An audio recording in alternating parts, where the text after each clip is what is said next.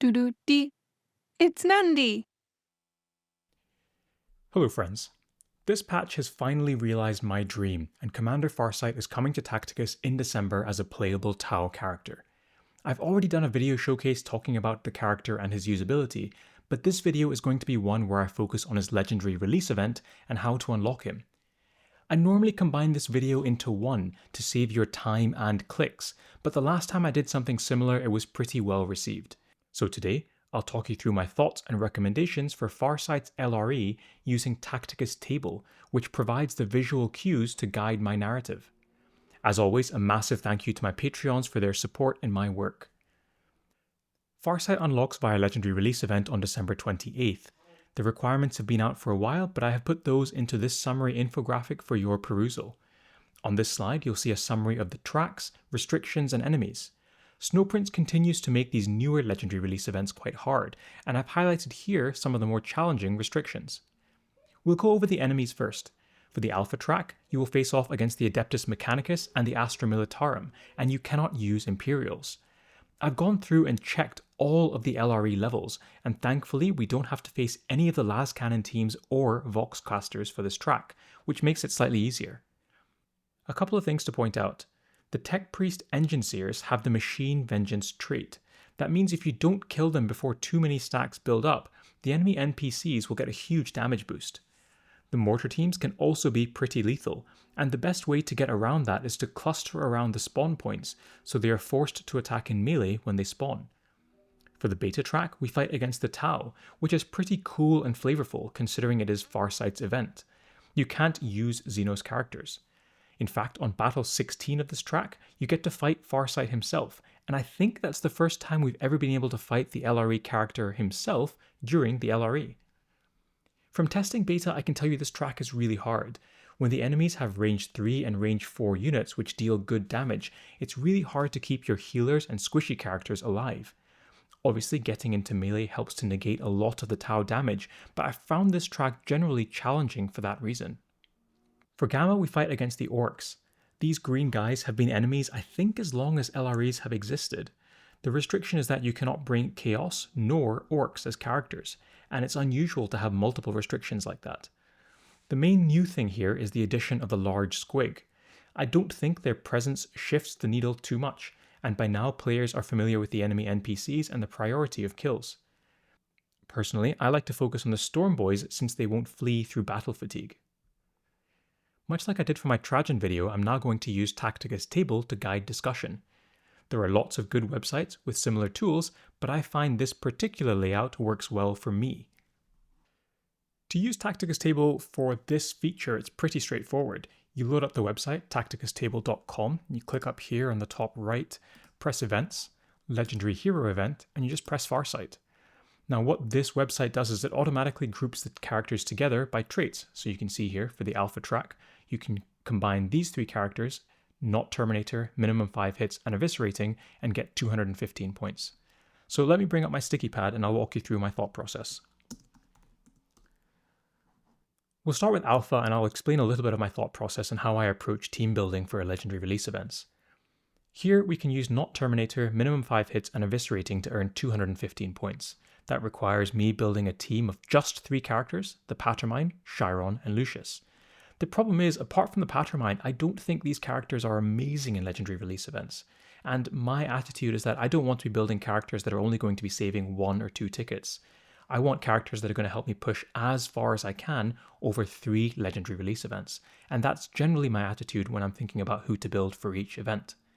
So yes, I'll acknowledge this is a team that can earn you a lot of points, but they're not a particularly attractive combination, so I'm going to skip past this. Similarly here, Not Terminator, Power, minimum 5 hits. I don't really like this team, so I'm not going to try and combine the tracks in this way. Not Terminator Armor and Eviscerate. There are some okay options here. Boss Galgorts is a nice option, Karn can kill multiple characters in a turn, and we've already said the Patermine is okay, so I might bear this in mind, but I think there might be something better, so we'll keep working our way down. Not Terminator and Flame, not particularly great. Not Terminator, Armor, and Power. Well, the nice thing here is that we've got a healer to pair with our Chaos character and really to pair with our non-mechanical units. And Farsight himself, I guess you could use him, but most people won't have him unlocked for the Legendary Release event. So apart from having a healer, I don't think this is a great track. Minimum 5 hits and flame. I think, no, we need more than 3 characters really to push deep, so I'm going to skip past this. Power, minimum 5 hits. No, I'm not really attracted by the options on show here. Not Terminator, armor, and minimum 5 hits. Now finally we have a combination that seems to me like it's a good one that's going to help us push deep. We have a really attractive combination in Aleph Null and Revas, who dovetail really well together. On-She also works really well with Revas, allowing you to use her active again in the battle. Or if you wanted, you could use On-She with the Winged Prime, who's another really good summoner. So the top 4 characters I have here, I think, are Aleph Null, Revas, On-She, and the Winged Tyranid Prime. The Pattermind, I think, is much better when you bring the Winged Prime because of the Synapse trait, so the Pattermind can create summons through his own active, but also through the synergy between the two there. So I think that's the best combination I've found so far. So let me just take a quick note here.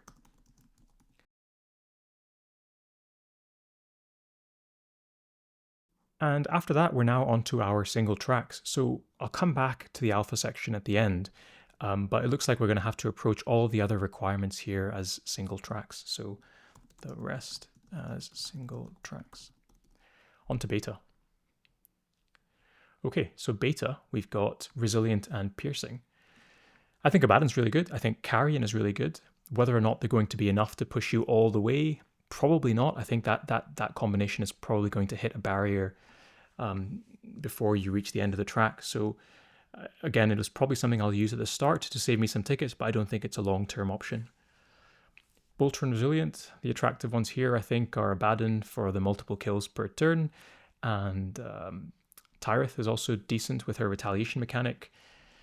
Lucian can kill multiple enemies per turn, and we've got some summoners here, so I think this is okay, but I think we can do better, so let's keep going down. Astra, Militarum, and max 2 hits. I just don't think this team offers enough. Resilient and max 2 hits. I'm not seeing enough Horde mode characters here. Corodius is not bad, but no, I think we can do better. Bolter and max 2 hits. No, I mean, these guys just aren't good enough, are they? Yarrick makes some summons. Tyrith, we've already said, is okay, but there's not enough staying power in this track. But if we don't combine anything, then really we're on to single track requirements. So let me just give things another scroll to see if I can convince myself of any combinations here. No, I just don't think this is going to be enough. I think this might be okay. I think it's going to struggle for lack of a healer. So, I mean, I'm going to build Abaddon anyway because I think Abaddon's a great character. Would I recommend building Lucian and Tyrith just for this combination? Probably not. It's my gut feeling anyway. So I guess for beta then we're saying there's no good trait combinations that are going to push you all the way through, but there might be some that will save you some tickets. So we'll say that for beta we're going to have to do everything as single track as well. On to Gamma. Okay, Gamma. So the first one we're presented with is not physical, ranged, and flying. I think we have to discount Farsight because he's not realistically going to be usable for his own legendary release event. So it's really Actus and Revas who would be carrying this trait. I think that's maybe a possibility, but potentially unreliable, and I'm not convinced that's the way to go. Maximum 1 hit and flying. You've got some summoners here. Might be, again, another option for sort of combining tickets in earlier tracks, but I don't know if it would go all the way. Not physical, blast, and ranged. I think it's okay, but there's no real, apart from Burshard, I don't think this track is going to push you very far. Not physical, ranged, and max 1 hit. So the good characters here really are Shozo and Isaac. Are they enough to take you all the way? I think they could take you pretty far. It's an option. I'll come back to it. Okay, not physical and flying. Now this is where things start to look much better, I think. We've got that really, really nice combination again of Aleph Null and Revas. You can combine that with another summoner in the Winged Prime. And then you've also got Actus, who works as a healer for Revas and Aleph Null. So you've got 1, 2, 3, 4, and then Bellator is just an all-star in legendary release events because of how tanky his summons are. So I think for me that's a team that's going to go really deep. So I would be happy combining those tracks. So let's go not physical and flying. So we're going to go Bellator, Aleph, Revas, Winged, and Actus. Okay, 5 characters. So we're no longer interested in the not physical and flying tracks. So let's keep going down. We've already got flying combined earlier, so we'll skip this group here. Not physical, max 1 hit. Again, we've already dealt with not physical earlier, so we think we can skip this one. Okay, now we've got blast and ranged. Now, blast is one of the restrictions that we're going to have to cover in this event. So as far as blast characters go, this is a reasonable selection. Most blast characters, I think, are ranged anyway. So if you're going to bring a blast track, I think ranged auto fulfills itself. I don't think you can build a blast team that also doesn't build ranged characters. So let's just combine those for the time being now and say blast, ranged. Thaddeus is a bit better following his rework. I don't think he's amazing in Horde mode, but some people might have him built already, so I think he's fine. The strongest ones here, I think, are going to be Burchard and Lucian, both because they can both kill multiple enemies per turn. And Morven Vale has some nice splash damage through her passive, so let's include her as well. I don't think Shadow Sun's very good in Horde mode, and I just don't think she's very good overall anyway, so we'll skip her. So we just kind of have 4 characters we're going to build for this trait. So now that we've addressed ranged, we no longer need to combine it with maximum 1 hit. If you didn't have a good blast team, then this would be another reasonable fallback option because you've got some good characters here. You've got Shozo, you've got Sarquel, you've got Tangira, you've got Isaac, lots of summons, lots of good ranged damage dealing characters. So this would be an option if you didn't want to put ranged with your blast characters, but I've left ranged with blast just because that's almost an autocomplete when you're building a blast team. I guess that means that we're going to be looking at maximum 1 hit as a solo track. So let's just scroll to the bottom. And now we can look at the lanes and fill in the areas we haven't done yet. So we go back to alpha. Not Terminator armor and minimum 5 hits is done. So that means we need to look at a power damage team. So for power in alpha, we've got some good options, some all-stars really. So we've got Maladus, we've got Rotbone, we've got Angrax, we've got Abaddon, and I think probably the last character I would include here, just because he's got some self-healing and synergy with Abaddon, is Toth. So that's a nice 5-man team for power alpha. So we've done minimum 5 hits. The next one is Flame. So Revas is a good flame character. Toth I think is good as well, just for his self-heal and tankiness. Abraxas adds some summons. Ahriman's got some good repeatable active that can kill multiple enemies, and Rask works well with all of our chaos characters to shield and protect them. So that is 5. And then the last track is Eviscerate. So let's look at that. Now, the characters for Eviscerating don't look great, I have to say. I don't think this track is going to be, it's going to push very deep. It doesn't have many summoners. It doesn't have good healers. Karn is one of your stronger options and might end up doing some damage to your own characters. But Boss Skullgorts is, I think, the first name on the team sheet. And the Pattermine is decent too. I don't think many people are going to have Haskiel built up prior to the event starting, but if you did, I think he'd be a reasonable option. I'm not going to include him here. Actually, maybe I am. Let's put him in there. I think he'll be fine if you have him built. And then the other options are, I guess, Lucius, who can keep coming back and soaking up some damage for you. And let's put Karn in there, even though we have to be mindful of the friendly fire. And that is your alpha track. Okay, on to beta. So we've said everything for beta is single track, so we'll just go one by one. Astra Militarum, I think this is going to be the worst track if I'm being honest with you. I think this faction needs a desperate rework, and none of them are really going to be pushing you very far in Horde mode. I think the best 3 are probably Yarrick, Creed, and Dreer. I wouldn't advise building any of the other ones until we get a rework, if we get a rework. But that's what I would do there. And then on to Bolter. Bolter's a nice one. It's an old one. We've had Bolter a lot in our first couple of Legendary Release events, and then it seems to have fallen away. There's lots of good options, especially within the Imperial faction. So I like Bellator here. I like Titus here. Isabella is one of the best healers in the game. Who else can we use? I think Tyrith's pretty good if you have her built. I know a lot of people have strong feelings on the character, so I won't go into that. And then who are we going to include for our 5th slot? I think you've got a lot of options here. I think Abaddon is not bad. So is Lucian. I think we'd use Abaddon here, so let's put Abaddon along with 4 other Imperial characters for the Bolter track.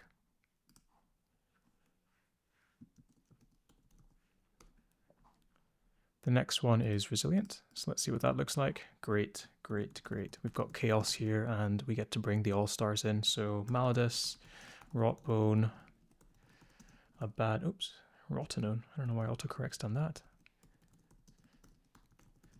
Abaddon. Oh, great. We've also got our favorite Carrion. And then a 5th character. I think you've got a couple of options here, but I would maybe go with Dreer, just because he's got some self-healing, and that takes a bit of the pressure off Rotbone while the rest of your guys clean up. But I could easily see Tyrith being in that slot. Maybe even Lucian. Okay, Piercing's next.